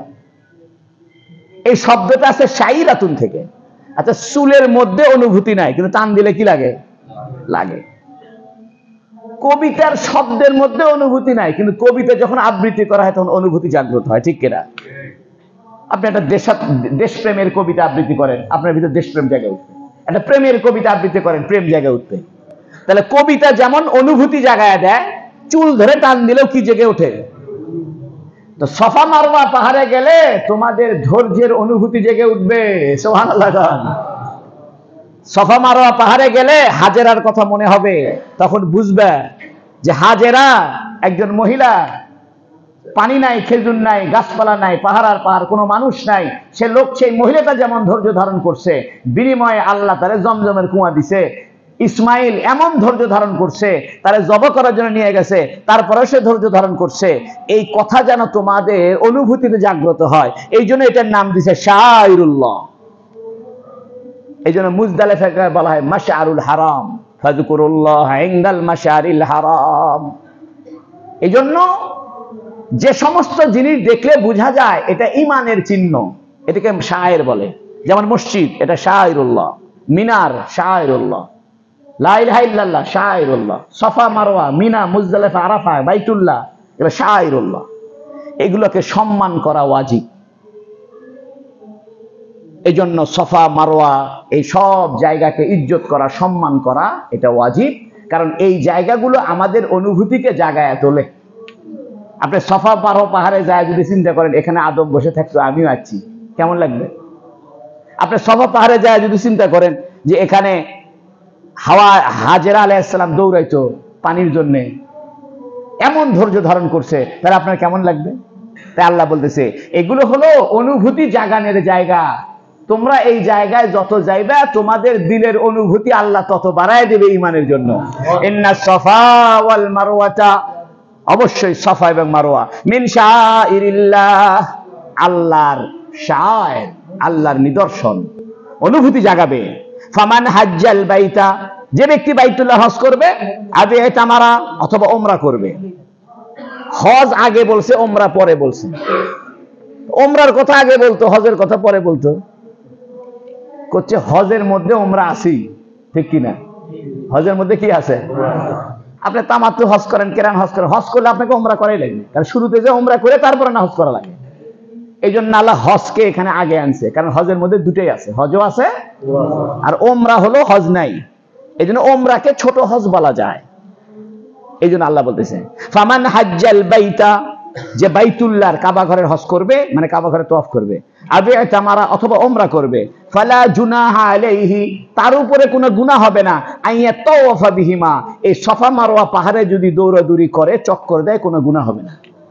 কারণ সাহাবীরা চিন্তা করছিল যে এখানে মূর্তি রাখা ছিল, অথবা আমরা এই পাহাড়ে উঠবো না। আল্লাহ বললেন অসুবিধা নাই। আপনাদের গরম লাগতেছে নাকি? ওয়ামান, আচ্ছা এখানে একটা কথা শুনেন, দেন এটা ফ্যান দেন। আপনাদের যদি ধৈর্য থাকে আমি আর 5 মিনিট বলি, যদিও 1 ঘন্টা হয়ে গেছে, সমস্যা নেই, একটু শোনেন, এই আয়াতটা কমপ্লিট করি। সফা মারওয়াতে সাই করা, একটা মজার কথা শুনেন। ইমাম মালিক এবং ইমাম শাফি রহমতুল্লাহ আলাইহি ওনারা বলেন সফা মারওয়াতে সাই করা ফরজ, সফা মারওয়াতে দৌড়াদৌড়ি করা কি? ইমাম আবু হানিফা রহমতুল্লাহ বলেন ওয়াজিব, আর ইমাম আহমদ বিন হাম্বল বলেন সুন্নত। ভালো করে শুনেন, বলেন তো ইমাম আহমদ বিন হাম্বল সফা মারওয়া দৌড়াদৌড়িকে কি বলে? সুন্নত। ইমাম মালিক আর শাফি বলে ফরজ, আবু হানিফা সাহেব বলে ওয়াজিব। কারণ কি? দেখেন এখানে ইমাম আবু হানিফা রহমতুল্লাহ আলাইহির তার জ্ঞানের গভীরতাটা দেখেন। কি দেখেন, আল্লাহ বলতেছে কি ফালা জুনাহা আলাইহি আন ইয়াতাওয়াফা বিহিমা, এই সাফা মারওয়া পাহাড়ে তওয়াফ করতে অসুবিধা নাই। কি করতে অসুবিধা নাই? দুটো জিনিস, একটা হলো অসুবিধা নাই কি করতে, আল্লাহ কি কথা বলছে? তওয়াফ না করতে অসুবিধা নাই তা বলছে না, কি বলছে? ভালো করে খেয়াল করেন, একটা হলো তওয়াফ করতে অসুবিধা নাই, চা খাইতে অসুবিধা নাই, আর একটা হলো চা না খাইতে অসুবিধা নাই। দুই কথার দুই অর্থ। যদি আপনি বলেন চা খাইতে অসুবিধা নাই, তার মানে খাওয়া যায়, আর একটা হলো চা না খাইতে অসুবিধা নাই, এর মানে না খাওয়াটাই বেশিরভাগ চাওয়া হচ্ছে। আল্লাহ কি বলছে? তওয়াফ না করতে অসুবিধা নাই, এ কথা বলছে? কি বলছে? তওয়াফ করতে অসুবিধা নেই। তাহলে বোঝা গেল তওয়াফ করবার করছে, কি করবে করছে। আল্লাহ তো এটাও বলতে পারতো তোমরা সফা মারওয়া তওয়াফ করো, একদম ডাইরেক্ট বলতে পারতো তাওয়াফা ওয়াল্লাহু ইয়াহকুমু আন ইয়াতাওয়াফা বিহিমা, আল্লাহ তোমাদেরকে হুকুম করতেছে তোমরা সফা মারওয়া তওয়াফ দৌড়াদৌড়ি করো। এটা কি বলছে আল্লাহ? আল্লাহর কথার ধরনটা খেয়াল করেন। আল্লাহ যদি ডাইরেক্ট বলতো তোমরা সফা মারওয়া তওয়াফ করো, সফা মারওয়া দৌড়াদৌড়ি করো, এটা ব্যর্থহীন, এখানে কোনো আর ব্যাখ্যা নাই, তাহলে ফরজ হয়ে যেত। কি হয়ে যেত? কিন্তু আল্লাহ কথাটা একটু ঢিল করে দিছে, সেটা হলো তওয়াফ করতে। এই জন্য আবু হানিফা সাহেব বলতেছে এটা আর ফরজ থাকবে না, এটা কি হয়ে যাবে? ওয়াজিব হয়ে যাবে। এই জন্য কোরআন হাদিসের মুতাদাল ভারসাম্যপূর্ণ ব্যাখ্যা দিছে ইমাম আবু হানিফা রাহমাতুল্লাহ আলাইহি। আমি একজন হানাফি মাযহাবের লোক হওয়াতে আমি খুব খুশি আল্লাহর দরবারে।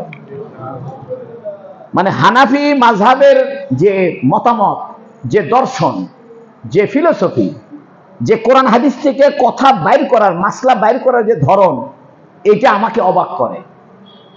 অথচ ইমাম শাফি এবং মালিক রাহিমাহুমাল্লাহ উনারা বলতেছে ফরজ। কারণ কি? আল্লাহ বলতেছে ফালা জুনা আলাইহি আন তাওয়াফা বিহিমা। এক সাহাবী হযরত আয়েশাকে জিজ্ঞেস করছে, আয়েশা তাহলে আল্লাহ তো বলেই দিছে তওয়াফ করতে কোনো অসুবিধা নাই, তাহলে আমরা তওয়াফ না করি? কোথায় তুমি আয়াতের অর্থ বুঝনি? আল্লাহ বলছে তওয়াফ করতে অসুবিধা নাই, এ কথা বলছে নাকি তওয়াফ না করতে অসুবিধা নাই এটা বলছে? হ্যাঁ, করতে অসুবিধা নাই। এর মানে আল্লাহ কি করতেছে? করবার করছে। আমি যদি বলি চা না খাইলে অসুবিধা নাই, এর মানে আপনাকে চা না খাবারই করছি। আর যদি বলি চা খাইলে অসুবিধা নাই, আর যদি বলে চা খান, খাওয়া লাগবে। তাহলে কথা তিনটা, একটা হলো চা খান তো, আর একটা হলো চা খাইলে অসুবিধা নেই, মানে খাওয়া চাচ্ছি আমি। আর একটা হলো চা না খাইতে অসুবিধা নেই, মানে আপনি মেহমান না হলে আমার কোনো অসুবিধা, আপনার মেহমান থাকবেন। একজন করছে আপনি আমার বাসায় মেহমান হন, এটা সবচেয়ে গুরুত্বপূর্ণ। হে রে বাপরে বাপ, আমার মেহমান হিসেবে থাকতে কয়। আর একটা হলো মেহমান হইলে অসুবিধা নাই, মানে সে মেহমান হওয়ার চাচ্ছে। আর একটা হলো মেহমান না হইলে অসুবিধা নাই, মানে বাইর করে দিচ্ছে। আল্লাহ কি তওয়াফ না করতে অসুবিধা নাই বলছে নাকি তওয়াফ করতে অসুবিধা নাই সেটা বলছে? তাহলে কথাটা কি মাঝখানে হয়ে গেল? কথাটা ডাইরেক্ট আল্লাহ বলতে পারতেন তওয়াফ করো, যদি বলতো তওয়াফ করো তাহলে ফরজ হয়ে যেত। আল্লাহ যেহেতু তিন ধরনের কথার, কোন ধরনের কথাকে অবলম্বন করছে? মাঝখানেরটা। এই জন্য ইমাম আবু হানিফা রাহমাতুল্লাহ বলতেছেন সফা মারওয়া সাই করা ফরজ নয়, এটা কি ওয়াজিব। ইমাম আহমদ বিন হাম্বল আর ইমাম শাফি আর ইমাম মালিক রাহমাতুল্লাহ তারা বলতেছে আরে আল্লাহ বলছে অসুবিধা নাই, এর মানে করাই লাগবে। আবু হানিফা বলছে না না না না, আপনার কথা ঠিক হচ্ছে না। আল্লাহ যদি করাই লাগবে হতো তাহলে বলতো করো। আর ইমাম আহমদ বিন হাম্বল রহমতুল্লাহ আলাইহি উনি আরেকটু নিচে নামছে, তবে তিনটা মতামতই সহি আছে। আমি কোনোটাকে অসহি বলবো না, ওটা উনাদের জন্য দলিল আছে, ওনাদের হাদিসের দলিল আছে। আমি সেই ব্যাখ্যা এখানে দিতে যাব না। আমি শুধু এতটুকু বলতে চাই যে ইমাম আবু হানিফা রহমতুল্লাহ আলাইহি যে সিদ্ধান্ত দিয়েছে ওয়াজিব হওয়ার, এটা আপনাদের কেমন লাগতেছে? ফরজ বলছে বেস্ট। তাহলে বোঝা গেল কোরআনের আয়াতের ভিতরের কথা আবু হানিফা সাহেব ভালো বোঝে। সুবহানাল্লাহ। এখন আল্লাহ বলতেছে ওয়ামান তাতাওয়া খায়রান, ওয়ামান তাতাওয়া খায়রান, যে ব্যক্তি নেক আমল ইচ্ছাকৃত করবে। তাতাওয়া মানে আগ্রহ ভরে করা, আরবিতে বলে তাওয়ান আও কারহান। কারহান মানে আমরা বলি না চাও আর না চাও তোমার খাওয়াই লাগবে, আরবিতে বলে যদি চাও। তাহলে বলে ওয়ামান তাতাওয়া খায়রান, যে ব্যক্তি কোনো ভালো কাজ স্বইচ্ছায় করবে। ফাইন্নাল্লাহা শাকিরুন আলিম, অবশ্যই আল্লাহ পাক তোমার এই কাজের স্বীকৃতি দিবেন এবং আল্লাহ সবকিছু জানেন। সুবহানাল্লাহ। এর দ্বারা বোঝা যায় বারবার ওমরা করতে, বারবার হজ করতে দোষ নাই। অনেকে বলে যে নবী একবার হজ করছে, হুজুর এত হজ করে কেন? এ টাকা দান করলেই তো হয়। আল্লাহ বলতেছে কি ওয়ামান তাতাওয়া খায়রান, যে ব্যক্তি স্বইচ্ছায় নেক আমল বেশি করে করবে। এর মানে সফা মারওয়ার সাই বারবার করবে, হজ বারবার করবে, ওমরা বারবার করবে। ফাইন্নাল্লাহা শাকিরুন, আল্লাহ বড় শুকরগুজার। অর্থাৎ তুমি যে নেক আমল করতেছো এটার শুকরিয়া অর্থাৎ এটার প্রতিদান আল্লাহ দিবেন। আলিমুন, আল্লাহ জানে তুমি কি নাম ফুটানোর জন্য হজ করো না আমাকে পাওয়ার জন্য করো, সেটাও আল্লাহ জানে। সুবহানাল্লাহ। এই জন্য আল্লাহ এখানে শব্দটা ব্যবহার করছে কি, আলিমুন। কি ব্যবহার করছে? আজকে এতটুকু থাক, আগামীতে ইনশাআল্লাহ এই তোহা ওই ক্যালেন্ডার গুলো আনছে নাকি? হ্যাঁ, শেষ হয়ে গেছে। আচ্ছা দেখ, আপনারা মনে হয় জানেন যে আমি শনিবারে একটা ক্যালেন্ডার দিয়েছিলাম আপনাদেরকে, হাদিসের যে পাইছেন না ওটা? ওটা 25 সালের সমস্ত রুটিন দেওয়া আছে ইনশাআল্লাহ। আল্লাহ যদি তৌফিক দান করে আমরা ইনশাআল্লাহ আবার জানুয়ারি মাসের কোন শুক্রবারে, শেষ শুক্রবারে তাফসীর, আর জানুয়ারির প্রথম শনিবারে হাদিস। তাহলে প্রথম শনিবার কয় তারিখ? 4 তারিখ। অর্থাৎ জানুয়ারি মাসের 4 তারিখে দরসে হাদিস হবে, আপনারা আসবেন ইনশাআল্লাহ। আর জানুয়ারি মাসের শেষ শুক্রবারে তাফসীর হবে। জানুয়ারি মাসের প্রথম শুক্রবারে কারবালা মাদ্রাসায় জিকিরের হালকা, দ্বিতীয় আল্লাহুম্মা সাল্লি আলা মুহাম্মাদিন ওয়া আলা আলি মুহাম্মাদ কামা সাল্লাইতা আলা ইব্রাহিম ওয়া আলা আলি ইব্রাহিম ইন্নাকা হামিদুম মাজিদ। আল্লাহুম্মা বারিক আলা মুহাম্মাদিন ওয়া আলা আলি মুহাম্মাদ কামা বারাকতা আলা ইব্রাহিম ওয়া আলা আলি ইব্রাহিম ইন্নাকা হামিদুম মাজিদ। আল্লাহুম্মা আমিন। اللهم أنت السلام ومنك السلام وتباركت يا ذا الجلال والإكرام يا الله يا الله আমাদেরকে ইবাদতের ব্যাপারে ধৈর্যশীল বানায়া দেন, হারাম কাজ থেকে বাঁচার জন্য ধৈর্যশীল বানায়া দেন। ইয়া আল্লাহ আমরা মুসিবত চাই না, তাই মুসিবতের ধৈর্যের প্রশ্ন আসে না।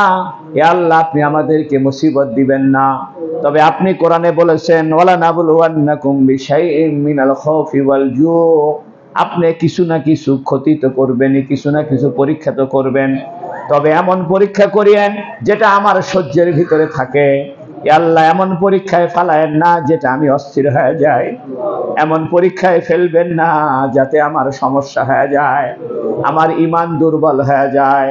ইয়া আল্লাহ আমি দুর্বল ঈমানের লোক, আপনি আমারে বড় পরীক্ষায় ফেললে আমার ঈমান দুর্বল হয়ে যায়। আল্লাহ 1400 বছর পরে দুনিয়াতে আসছি, আপনার রাসূলের কাছাকাছি থাকলে হয়তো ধৈর্য বেশি হইতো, কিন্তু সূর্য থেকে মানুষ যত দূরে চলে যায় আলো তত কমে যায়। আপনার রাসূল ছিলেন হাজার লক্ষ পাওয়ারের বাতি, বাতির কাছাকাছি যারা ছিল তাদের ঈমানও তত মজবুত ছিল। আমি তো নবীর থেকে 1400 বছর পিছনে চলে আসছি, নবীর আলো আমার কাছে মিনমিনা হয়ে গেছে, ফেস্টা হয়ে গেছে। ইয়া আল্লাহ আপনি আমাদেরকে বড় মুসিবতে ফেলে দিবেন না। আমরা আপনার কাছে সুস্থতার নিয়ামত চাই, আপনার কাছে সম্পদের প্রাচুর্য চাই, আপনার কাছে সময়ের বরকত চাই। ইয়া আল্লাহ আমাদের একজন ভাই বড় অসুস্থ আছেন, তার স্পাইনাল কর্ডের মধ্যে ব্যথা হয়, ইয়া আল্লাহ আপনি তার সুস্থতার নিয়ামত দান করেন। ইয়া আল্লাহ মুসিবত দীর্ঘস্থায়ী করবেন না, ইয়া আল্লাহ অসুখ বিসুখ দীর্ঘস্থায়ী করে দিবেন না, ইয়া আল্লাহ। ইয়া আল্লাহ আপনি ধৈর্যের আলোচনা করতে গিয়া সাফা মারওয়া পাহাড়ের কথা বলছেন, হযরতে হাজেরার কথা বলছেন, হযরতে ইসমাইলের স্মৃতিচিহ্নর কথা বলছেন। ইয়া আল্লাহ আপনার সাফা মারওয়া পাহাড়ে আমাদের সবাইকে হাজির হওয়ার তৌফিক দান করেন, সাফা আর মারওয়া পাহাড়ে দৌড়াদৌড়ির তৌফিক দান করেন। ইয়া আল্লাহ বাইতুল্লাহর হজের তৌফিক দান করেন। ইয়া আল্লাহ উমরা করার বারবার তৌফিক দান করেন। ইন্নাস সাফা ওয়াল মারওয়াতা মিন শাইরিল্লাহ ফামান হাজ্জাল বাইতা আও ইতামারা ফালা জুনাহা আলাইহি আন ইয়াতাওয়াফা বিহিমা। ইয়া আল্লাহ আপনি জগতের বড় একজন ধৈর্যশীলা মহিলা পাঠিয়েছিলেন দুনিয়াতে, হাজেরা আলাইহিস সালাম, আর একজন ধৈর্যশীল নবী ছিল নাম ইসমাঈল আলাইহিস সালাম। ছোট্টবেলায় বাপে কুরবানি করতে নিয়ে গেছে, কত ধৈর্যের পরিচয় দিয়েছে। ইয়া আল্লাহ আপনি আমাদেরকে ধৈর্যশীল বানাবেন ইবাদতের ক্ষেত্রে আর হারাম কাজ থেকে বাঁচার ক্ষেত্রে। তবে আমরা মুসিবত চাই না, তবে মুসিবত যদি ছোটখাটো এসে যায় সেখানেও ধৈর্য চাই আল্লাহ। ইয়া আল্লাহ, আপনার বাইতুল্লাহর হজ করার তৌফিক দান করেন। আমরা যারা আপনার ঘরে বসে কোরআনের কথাটা শুনলাম, সফা পাহাড়ের আলোচনা শুনলাম, মারওয়া পাহাড়ের আলোচনা শুনলাম, ইয়া আল্লাহ সচক্ষে না দেখায় আপনি আমাদেরকে মুখ দিবেন না ইয়া আল্লাহ। এই মসজিদের সব মুসল্লিদেরকে হাজী বানায়া দেন ইয়া আল্লাহ। সব মুসল্লিকে হজ করার তৌফিক দান করেন ইয়া আল্লাহ। আপনি আমারে ক্ষমা করে দেন ইয়া আল্লাহ। আপনি ছাড়া আমার আর কেউ নাই আল্লাহ। ইয়া আল্লাহ, কোটি কোটি নিয়ামত আপনি আমারে দিয়েছেন। আমি নিয়ামতের যোগ্য ছিলাম না, আমি তো মুসিবতেরই যোগ্য ছিলাম, কিন্তু আপনি দয়া করে আমাকে বাঁচায় রাখছেন এ আল্লাহ। দুনিয়াতে যেমন বাঁচায় রাখছেন, আখিরাতেও একটু বাঁচায় জান্নাত দিয়ে দিয়েন এ আল্লাহ। আমাদের আব্বা আম্মাকে মাগফিরাত করে দেন এ আল্লাহ। আমাদের আত্মীয় স্বজনকে মাফ করে দেন এ আল্লাহ। যারা মুসিবতে আছে মুসিবত থেকে বাঁচায় দেন। ইন্না লিল্লাহি ওয়া ইন্না ইলাইহি রাজিউন। আমরা সবাই আপনার জন্য, আমরা সবাই আপনার কাছে ফিরে যাব। এ সব আপনি বানিয়েছেন, জীবনটা আপনি বানিয়েছেন, আসমান জমিনের ভিতরে যা কিছু সব আপনি বানিয়েছেন। সব যদি আপনি আমারে দিয়ে দেন, কেউ ঠেকানের নাই। সব যদি আপনি আমার থেকে নিয়ে নেন, কেউ বাধা দেওয়ার নাই আল্লাহ। ওয়া তুইজ্জু মান তাশা ওয়া তুযিল্লু মান তাশা বিয়াদিকাল খায়র ইন্নাকা আলা কুল্লি শাইইন কাদির। আপনি সকালবেলার ধনীরে বিকালে ফকির বানায় দিতে পারেন, বিকালের ফকিরকে আপনি সকালবেলা ধনী বানায় দিতে পারেন। ইয়া আল্লাহ, সব কিছুর মালিকানা আপনার। ইয়া আল্লাহ, আমরা তো আপনার, আপনি তো আমাদের। ইয়া আল্লাহ, ইন্না লিল্লাহ, আমরা সবাই আপনার জন্য, ওয়া ইন্না ইলাইহি রাজিউন, আমরা তো আপনার কাছেই ফিরে যাব। আপনি আমাদেরকে নিয়ামত দিয়ে ভরে দেন ইয়া আল্লাহ। দুনিয়াতে যেমন হঠাৎ করে মুসিবত আসে, এরকম না করে হঠাৎ করে নিয়ামত দিয়ে দেন ইয়া আল্লাহ।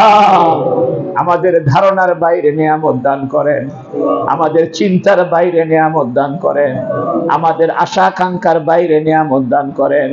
আমরা আপনার নিয়ামতের ভিখারি। হযরত আইয়ুব আলাইহিস সালাম যখন সুস্থ হয়ে গেলেন, গোসল করার সময় স্বর্ণের প্রজাপতি উনার কাছে এসে পড়তেছে। আইয়ুব আলাইহিস সালাম গোসল বাদ দিয়ে স্বর্ণের প্রজাপতি ধরতেছে। আল্লাহ বলতেছে, আইয়ুব, আমি কি তোমাকে সুস্থ করে দেই নাই? আবার স্বর্ণের প্রজাপতি কোষার মধ্যে নাও। আইয়ুবে বলতেছে, আল্লাহ, আমি হলাম জাত ফকির, আপনি দিবেন আর আমি নিব না, তা তো হয় না আল্লাহ। আমাদেরকে সেরকম নিয়ামত দেন আল্লাহ, আমাদেরকে নিয়ামত দিয়ে ভরে দেন। আমরা তো নিয়ামতের ভিখারি। আপনি ভিক্ষা না দিলে আমরা ফকির কেমনে হব আল্লাহ? ফকির ফকির হওয়ার জন্য তো কাউকে না ভিক্ষা দিতে হবে আল্লাহ। আপনি ভিক্ষা না দিলে আমি তো ফকির সাজতে পারি না আল্লাহ। আল্লাহ, আমরা আপনার ভিক্ষার জন্য হাত তুলেছি। ফকিরের বেটা ফকির, গোলামের বেটা গোলাম। আল্লাহু আল গনি ওয়া আনতুমুল ফুকারা। ইয়া আল্লাহ, আমাদেরকে আপনার ফকির বানায়া দেন, আপনার ফকির বানায়া দেন। আপনার ভিক্ষা নেওয়ার জন্য আমাদেরকে ফকির বানায়া দেন। ইয়া আল্লাহ, আপনার ভিক্ষা গ্রহণ করার জন্য আমাদেরকে ফকির বানায়া দেন। দুনিয়াতে নিয়ামত দান করেন, আখিরাতে নিয়ামত দান করেন। আপনার কোরআনের জন্য আমাদেরকে সুস্থতা দান করেন। ইয়া আল্লাহ, এই কোরআনের কাজের সঙ্গে যারা যুক্ত তাদের সবাইকে সুস্থতার নিয়ামত দান করেন। বেশি দিন অসুস্থ রাখিয়েন না, পরিপূর্ণ সুস্থ বানায় দেন। ওয়া সাল্লাল্লাহু তাআলা আলা খায়রি খালকিহি সাইয়্যিদিনা মুহাম্মদ ওয়া আলা আলিহি ওয়া সাহবিহি আজমাইন বিরহমাতিকা ইয়া আরহামার রাহিমিন। আসসালামু আলাইকুম ওয়া রাহমাতুল্লাহি ওয়া বারাকাতুহু।